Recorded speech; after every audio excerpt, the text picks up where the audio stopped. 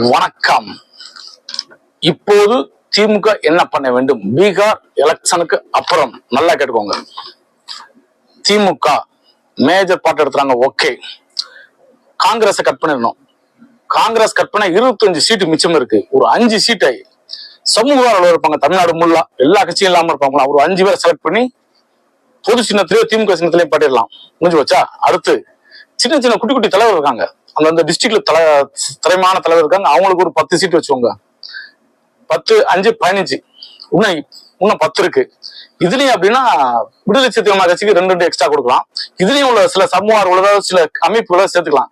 சேர்த்துட்டு கடுமையான கலப்பை பண்ணலாம். கண்டிப்பா திமுக வெற்றி பெற சான்ஸ் 100% உண்டு.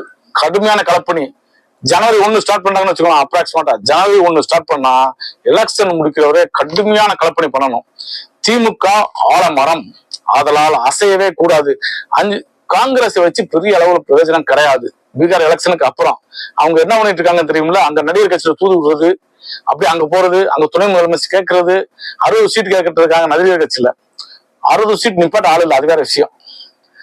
அவர் முதலமைச்சர், அவங்க துணை முதலமைச்சரா? யார் பணம் செலவழிக்கிறது, யார் களத்தில் போராடுவது?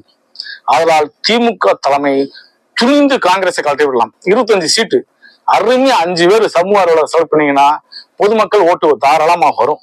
10 சின்ன சின்ன குட்டி குட்டி தலைவர் தமிழ்நாட்டில் எவ்வளவு பேர் இருக்காங்க, அவங்களுக்கு கொடுக்கலாம்.